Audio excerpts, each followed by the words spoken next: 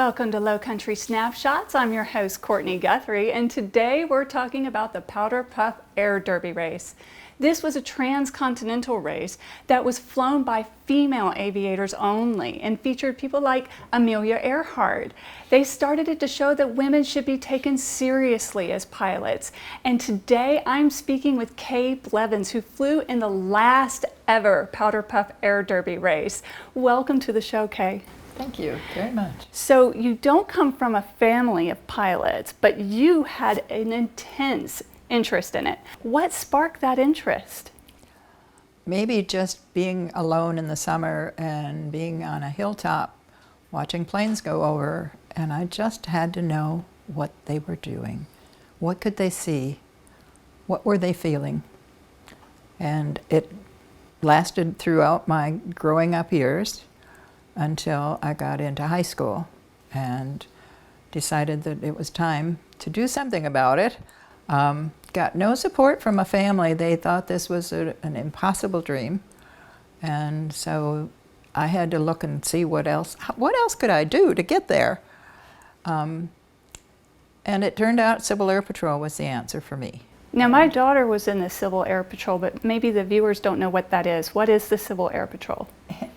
It is a function of the Air Force. It is auxiliary, and it trains people in emergency services and also trains these young people in aviation-related items, whether they want to go on to be a mechanic or they want to, whatever they want to do. But most of the people that join Civil Air Patrol want to fly.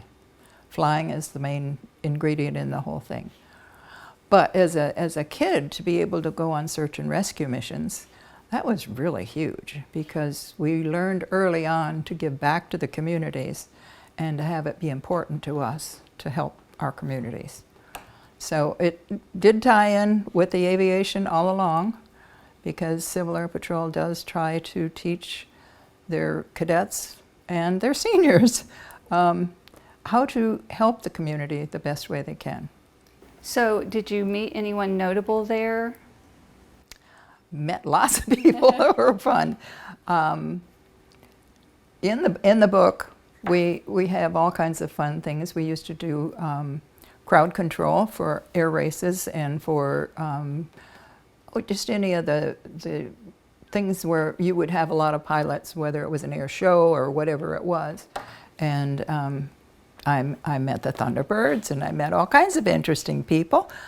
But probably the person that you're thinking about most would be the colonel who talked to me, and it was a female colonel, when I was waiting for a screening to apply for an extracurricular activity. This happened to be going to Puerto Rico as an exchange cadet. And I asked her the most exciting thing she had ever done. And she said, without a heartbeat in between, the most exciting thing I've ever done is fly the Powder Puff Derby. But it was deep. It smote me deep, as they say. And I decided that, that was gonna hang out there in the future, and I was gonna find out about it. But at this point, I was having trouble just getting money for flying lessons because you don't make a whole lot when you're in high school. So did you know who Amelia Earhart was? Oh, yes. And did she become like a hero to you? There were lots of those ladies. My sixth grade teacher happened to fly planes during World War II. And she had talked about ferrying planes from the U.S. over to England. And of course, that when you're in sixth grade, that's pretty big. So there were a lot of people in my life that were not related to me, but that were connected to me. And I think there were so many. Pauline Glasson was one that I really just felt for. She helped us so much when we were flying in races, because when you're a brand new racer and you go for your first race, it's really good to have someone support you. And usually they're nice to you, as racing is always that way. They're very cordial and congenial until the flag drops. and then Katie barred the door. And what she did was gave us the reality of racing and spent time with us. And she happened to be a very special person. She had flown with Amelia, so she really knew the history of the racing, and that just was an awesome thing. So yeah, met lots of interesting people over the time. So I would say that it was one of the biggest benefits I could have had, coming from a family that didn't have a whole lot. And I worked from the time I was 11 as a page in the library. And I did all kinds of things in order to get Civil Air Patrol uniforms and be able to go to these things and have a little bit of money in my pocket to be able to do some of these things. So it wasn't an easy road, but it never stopped. It maybe wasn't out in full force, but once I joined Civil Air Patrol, it was, because then I could put all my energy into it, and I could see they held up this little, you can get a flight scholarship thing. So you better believe I went after that, and eventually did get it. But as with anything, the airport that the flight scholarship had as my instructor that I could go to for this, I had to take a streetcar, a bus, and then walk several miles to get to the airport for my lesson. So it was not an easy road anywhere along the line. But I did get that flight scholarship. And when I did get married, of course, aviation sort of had to sit in the background. But because Paul and I had both been in Civil Air Patrol, when we married, we had to become seniors instead of cadets. But we had been so active in it that they put us on the Michigan Wing staff. So wait, you met your husband through Civil Air Patrol? Well, I actually met him, I think we thought the first time was at an airport that he was at frequently, but I was not. And I went to sew the Seconite on the airplanes because they didn't have anybody that could get it tight enough and sew it. And of course, try and find a plane now that has Seconite on it. So you can't do that. But he was in Civil Air Patrol. He lived on the west side of Detroit, and I was on the east side. So I never would have met him otherwise. And we became good friends at Selfridge the first year in '52 when they first allowed girls to be in an encampment. And so for 2 weeks, we were at Selfridge Air Force Base. And I got to know him a little bit then. And then every year after that, I got to know him a little better, but I also saw him at all of these rehearsals for search and rescues. So all of the training, you know, if he went to one, I was usually there, or if I went to one, he was usually there. So yeah, we formed a friendship and enjoyed each other and our abilities, but it was, I was engaged to somebody else at that time. We were good friends. But one day I discovered I had more fun with him, and I could see life would be a lot more enjoyable with him. And so one day we decided that we'd think about this, and he got 2 congressional appointments to the first Air Force Academy class. And he came and he said, "You realize it's 5 years, and I can't have a wife, a mule, and I've forgotten what the third thing is, but there are 3 things that if you do that you can't have," and a wife was one of them. And I said, "I don't think I can wait for 5 years," not knowing at that age, you know, whether I could or not. And so that kind of changed the tenor a little bit, and turned out that after I got my trip to Puerto Rico and actually was awarded it, then I could be married. But I couldn't get married because I had to stay as a cadet in order to get that award. So we did end up getting married and stayed with Civil Air Patrol through that, and as we moved. Job in aviation, right? What were you doing? Well, I did so many things in aviation. Started out working at a parts and supply house so that I could continue flying. And I everywhere I went, I worked at some place on the airport. In Kentucky, it was as on the flight desk and doing charters and that sort of thing. But I was the East Coast marketing administrator for Cessna at one point, and national marketing administrator for Edo Air, which is the float plane people. So it just, everywhere I went, I always found a job, because Paul was transferred a lot. I would find a job that was related to aviation, either at a field or somewhere near it. So my whole life has been, I had 37 years in aviation that were very, very good. So it's something I would love to get young people to understand, that anything is possible. So was the Powder Puff Derby still in the back of your mind this whole time? Well, I was married, and I was in 99s, which is a women's group of aviators, and has been around forever. Why is it called the 99s? It started with 99, and Amelia Earhart was one of the 99. So it's been around for a long time. But they had a meeting, and I lived in Louisville, and it was in Frankfurt, so I had driven over there at night, and they announced that it was the last Powder Puff Derby. And I just was stunned. And so on the way home, the tears just continued to flow, because there was not enough time to do it, even if I had wanted to. And I walked in the door, and my husband said, "What happened?" Because he thought I had ruined the car or something. And I said, "No, it's the last Powder Puff Derby, and I can't fly in it." And apparently it was bad enough that he finally said, "Well, let's see what we can do." And you know how that goes. When they say that, that means you go ahead and you really go for it.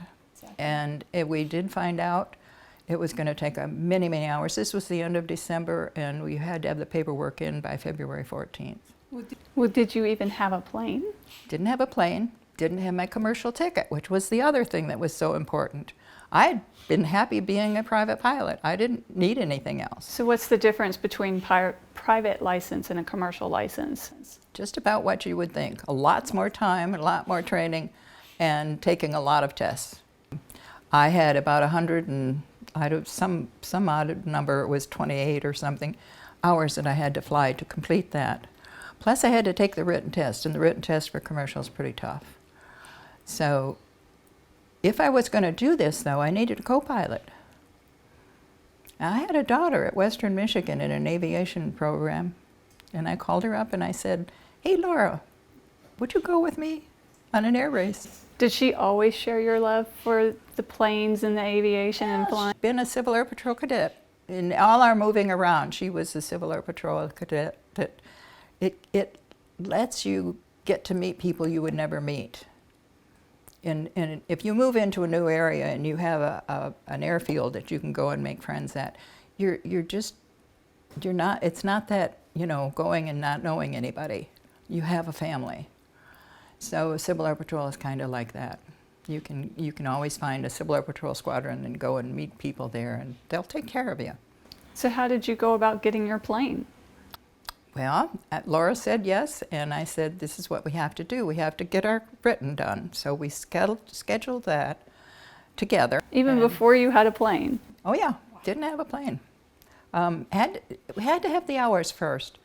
The plane was immaterial if we didn't have the hours and we didn't pass the test. So she was flying in Michigan, and the weather is terrible in Michigan from December to January and February. And Kentucky isn't that much better. So we got our flying time in, and we got our test taken, and fortunately we both passed it first time because there wasn't time to do another test.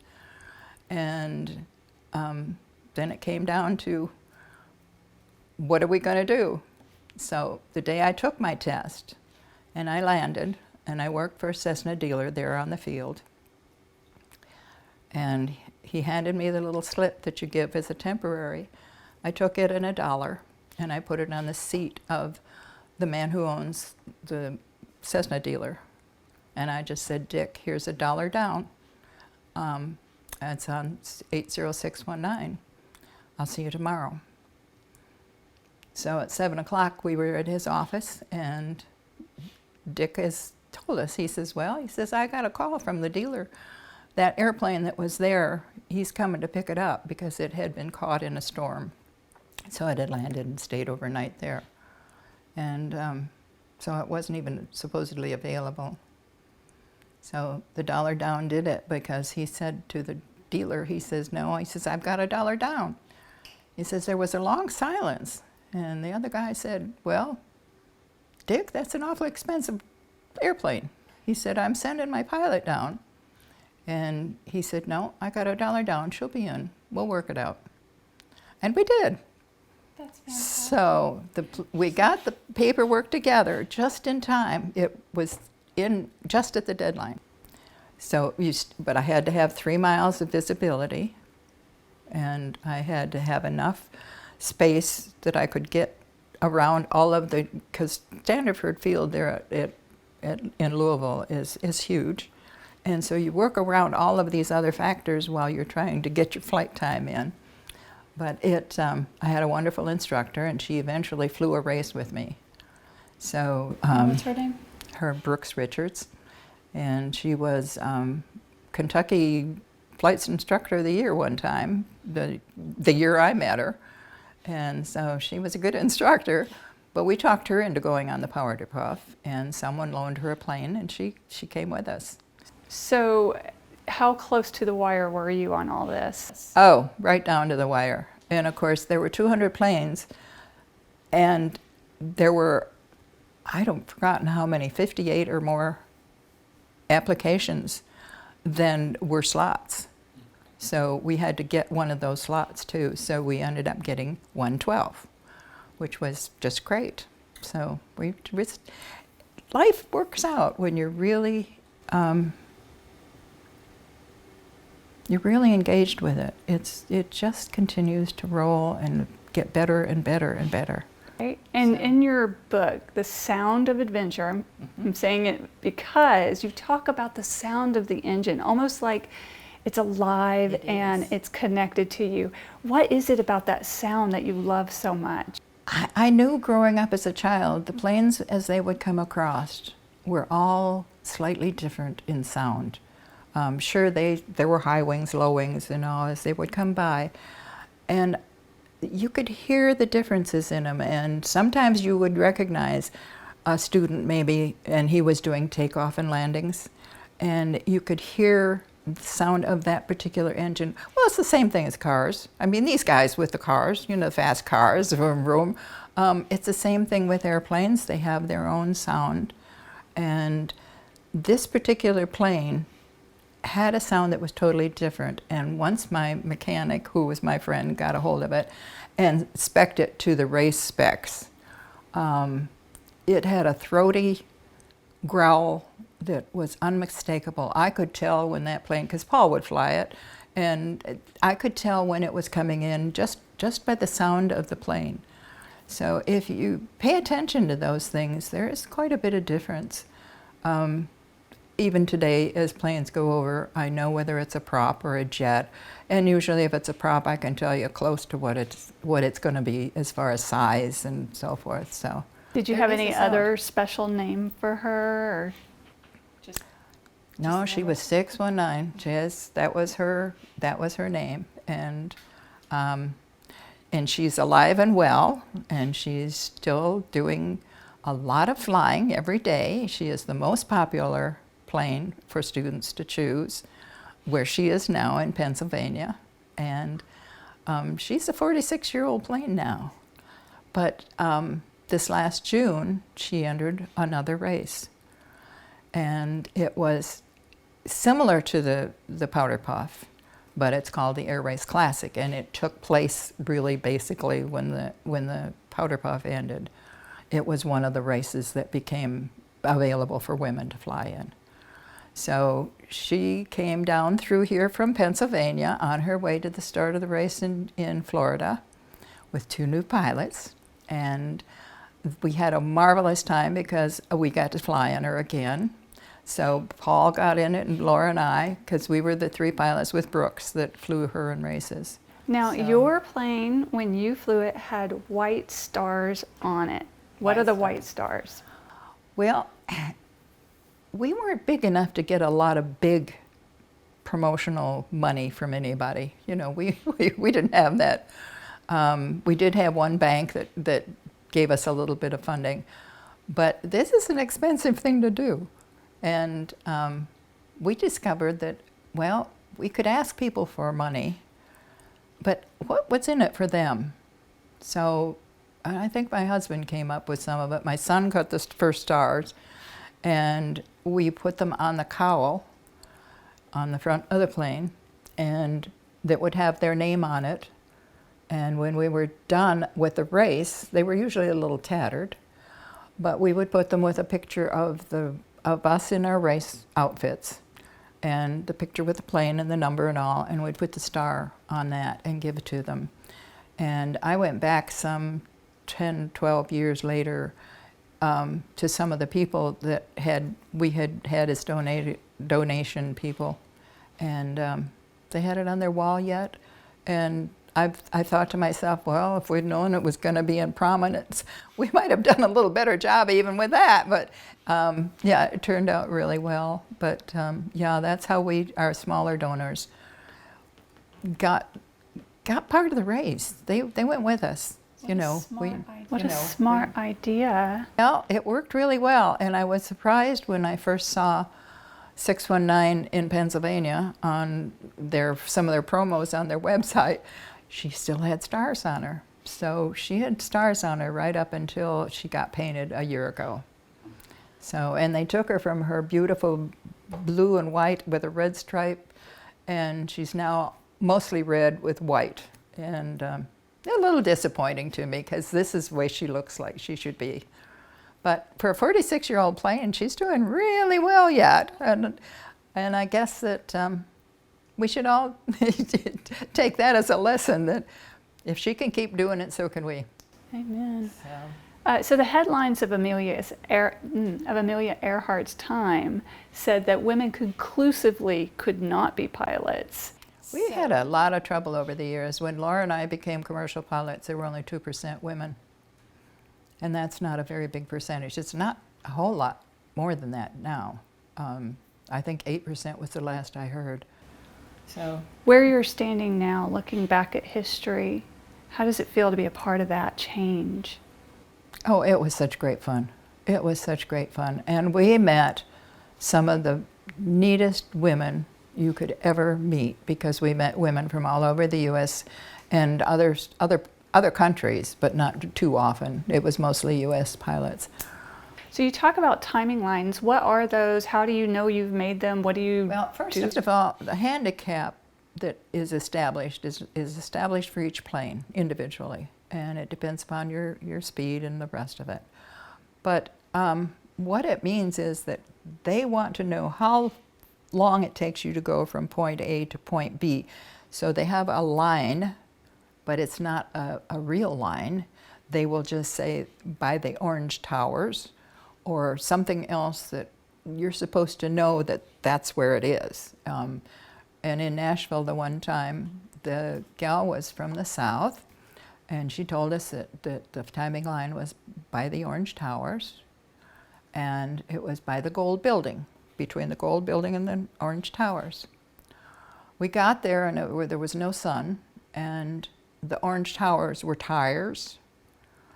And we did see some orange tires, so we figured, okay, that's the only orange thing we see. And the gold building had no sun on it, so it was black.